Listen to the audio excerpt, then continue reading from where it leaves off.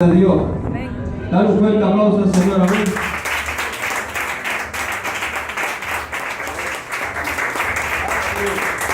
Y a su nombre. Y a su nombre. Amén. Yo te vengo a traer una palabra de parte de Dios para tu vida. Vamos a buscar Ezequiel 37, un pasaje muy reconocido.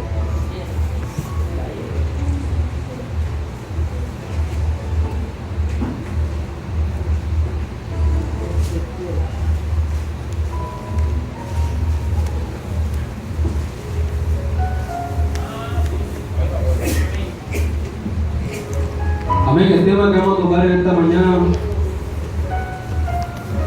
un tema que dice: profetiza a lo imposible. Amén. Te lo voy a repetir nuevamente. El tema que el Señor me dio en esta mañana se dice: profetiza a lo que para ti es imposible. 27:1. Amén. Dice: la mano del Señor vino sobre mí, el Espíritu de Dios me llevó y me puso en medio de un valle lleno de huesos, y me hizo pasar entre ellos y vi que era muchísimo. Ezequiel 37. Me hizo pasar entre ellos, vi que eran muchísimos sobre el campo, seco en gran manera. Y me preguntó: hijo de Adán. En otra cita bíblica dice: hijo de hombre, ¿vivirá estos huesos? Respondí: Señor Dios, tú lo sabes. Y él me dijo: entonces profetiza a estos huesos, dile, huesos secos, oír. ¿Qué? ¿Qué tiene que oír? ¿Qué tiene que oír? Palabra del Señor. Así dice Dios el Señor: estos huesos, yo fundiré aliento. ¿Aliento de qué? De vida en vosotros y viviréis. Pondré tendones sobre vosotros y os llenaré de carne, os cubriré de piel, os haré aliento de vida y viviréis. Entonces sabréis que yo soy el Señor. Profeticé pues como fue mandado. Hubo un ruido en temblor mientras yo profetizaba. Los huesos se llenaron, cada uno de sus huesos. Al mirar vi que tendones sobre ellos, y la carne y la piel lo cubrían, pero no había en ellos aliento. Y me dijo, profetiza, aliento, hijo de Adán. Dile así el Dios, el Señor, aliento de vida. Ve que los cuatro vientos del aliento a estos muertos para que vivan.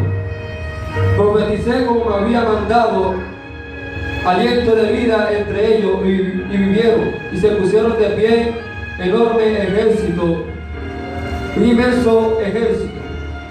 Dice: y me dijo, pues, hijo de Adán, todos estos huesos son la casa de Israel. Ellos dicen, nuestros huesos se secaron, nuestra esperanza pereció y somos cortados. Por tanto profeticé, dile así dice el Señor, el Dios, el Señor: yo voy a abrir vuestro sepulcro, pueblo mío. Haré subir vuestro sepulcro y traeré a la tierra de Israel.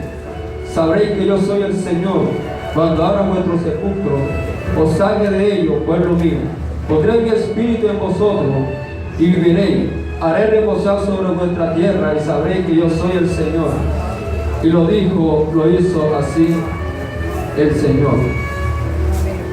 Amén. Yo te vengo a hablarte de un hombre llamado Ezequiel. Ezequiel era un sacerdote que se dedicaba al templo de Dios. Pero también te vengo a hablarte ¿Qué tiene la característica de un profeta? Dice, el término profético proviene del lenguaje religioso o se refiere a una persona que sirve como intermediario entre la humanidad y la divinidad. Estrictamente hablando, un profeta es alguien que sostiene haber tenido una experiencia personal con Dios. Un profeta es aquella persona que tiene, como decir, el oído en el cielo y la boca en la tierra. Un profeta siempre debe estar consagrado para Dios. Un profeta no debe estar relacionándose, aleluya, con la corriente de este siglo, con la corriente, aleluya, que es contaminable a los oídos del profeta. Por eso que el profeta debe tener el discernimiento de espíritu. ¿Por qué? Porque hay muchísimas voces que están corriendo en estos tiempos, aleluya, engañadores, donde dice que existen tres voces: la voz del maligno, la voz del mundo y la voz de la carne, porque muchas veces se mueve la emoción. Amén. Pero tendré que hablarte de un hombre que tuvo una experiencia sobrenatural. Dice, la mano del Señor vino sobre mí, el Espíritu de Dios me llevó en medio de un valle lleno de huesos. Amén. Dice, y la mano de Jehová vino sobre mí, mas la palabra de Dios me hizo oír ese valle asombroso que estaba muerto. El profeta profetizó para darle vida a estos huesos. Vamos a buscar segundo de Timoteo 3:15 al 17, por ejemplo, lo busco. Dice que Dios tomó el espíritu de Ezequiel y lo llevó a un valle, segundo de Timoteo 3:15 al 17. Dice que estaba en un valle. Imagínate la extensión de ese valle, amplio, grande. Y dice que era un ejército aproximadamente, debe ser como 100,000 o 20,000 o 30,000 personas que iban al campo de batalla. Pero era un ejército grande, inmenso, que estaba seco, que estaba muerto. Era un valle, aleluya, que había de todo ahí. Yo me imagino, ni los buitres estaban por ahí, porque estaba en seco de gran manera. Y dice que Dios tomó al espíritu de Ezequiel y lo llevó a ese valle y le mostró cómo estaba la condición del pueblo de Dios. El pueblo de Israel se había ido detrás de la idolatría, del paganismo, de los demás pueblos que adoraban a ídolos. Israel empezó a participar y el pecado había entrado en el pueblo, que había causado muerte espiritual.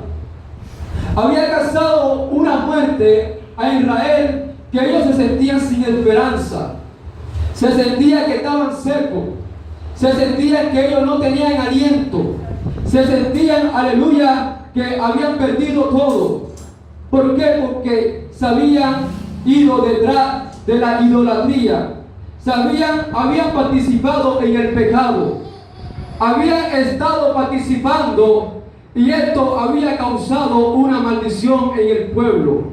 Yo me imagino que había enfermedades, yo me imagino que había plaga o había llagas, había varias enfermedades que estaban azotando al pueblo de Dios por causa de un pecado que había entrado. Pero había un hombre llamado Ezequiel, que era el sacerdote o era el profeta de Dios. Ezequiel no había participado en eso. Ahí cuando vemos que Dios lo lleva en la dimensión espiritual, que empieza a llevarlo y cómo estaba el pueblo de Dios. Pero yo te quiero decirte en esta mañana que Dios le había revelado una palabra para el pueblo de Dios. Y de repente dice, el Señor le dijo, hijo de hombre, ¿tú qué estás viendo? Y él dijo, yo veo huesos. Lo que estoy viendo, Señor, en mi vista humana, que aquí no hay posibilidad. Pero yo te quiero decirte en esta mañana, yo no sé qué es lo que tú estás viendo en tu vida. De pronto tú estás viendo lo imposible que Dios puede hacer. De pronto tú, aleluya, estás viendo de pronto que no puede ocurrir un milagro, una persona, aleluya, que fue desahuciada. De pronto, aleluya, yo no sé qué es lo que tú estás viendo en tu hogar, en tu casa, pero yo te vengo a traerte una palabra en esta mañana de que tú tienes que hablarle a lo imposible. Amén. ¿Cuánto alaban a Dios? Tú tienes que hablarle a lo imposible. Es momento, mi hermano, de decretar una palabra, aleluya, en lo que para ti es imposible. Amén.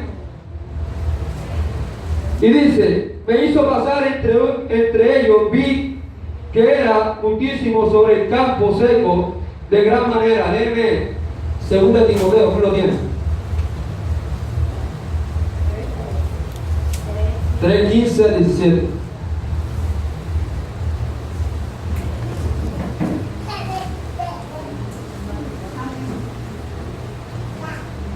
Y que desde la niñez has sabido la Sagrada Escritura, las cuales te pueden hacer sabio para la salvación por la fe que es en Cristo Jesús. Toda la Escritura que es inspirada por Dios, muy útil para enseñar, para redarguir, para corregir, para instruir en justicia, a fin de que el hombre de Dios sea perfecto,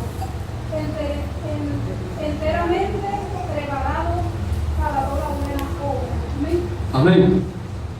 La palabra de Dios es para redarguir, para levantar y para edificar. Pero muchas veces la palabra no está en nosotros. Muchas veces decimos que le creemos a Dios, pero no estamos creyéndole todavía. Cuando un hombre o una mujer está lleno de la palabra de Dios, tiene la libertad de decretar cualquier cosa. Amén. ¿Por qué? Porque un corazón que no está en libertad no puede profetizar. ¿Cómo así? Un corazón que todavía se siente oprimido. Un corazón o una persona que se siente todavía en angustia. Todavía se siente en un estado de desesperación. No puede dar una palabra, aleluya. ¿Por qué? Porque no la va a creer. Porque lo que se va a mover es la emoción. Y lo que te quiero decirte en esta mañana es que cuando un corazón o una persona está libre, puede decretar una palabra o una cosa que es imposible. Amén. ¿Por qué? Porque la palabra debe estar en nosotros. Y dice, aleluya, que Ezequiel estaba en ese valle, estaba en ese estado, pero dice, me hizo pasar entre ellos y vi que era muchísimo sobre el campo seco en gran manera. El Espíritu de Dios hizo pasar sobre Ezequiel en ese valle, y lo único que Ezequiel veía era puros huesos que no tenían posibilidad de vida. Y yo te quiero decirte en esta mañana, iglesia, de que tú tienes que decretar la palabra en lo que está muerto, en lo que no tiene vida. Tú tienes que decretar una palabra, aleluya, a tu familia. Porque muchas veces no estamos profetizando a nuestra familia. Muchas veces estamos viendo las cosas diferentes. Muchas veces estamos viendo, aleluya, lo que el diablo está dentro del hogar. Pero no estamos decretando palabras de vida. Muchas veces estamos declarando palabras de muerte a nuestra familia. Y esta muchas veces trae en la desgracia en los hogares. Trae, aleluya, el fracaso en los hogares. Pero como tú eres un hijo de Dios, como tú eres, aleluya, el bendito sea el poder de Dios, un siervo de Dios, tú tienes que decretar la palabra hijo de hombre. Tú tienes que decretar la palabra hijo de hombre. El Espíritu de Dios te está hablando en esta mañana. Decreta la palabra y hará vida, aleluya, creará un núcleo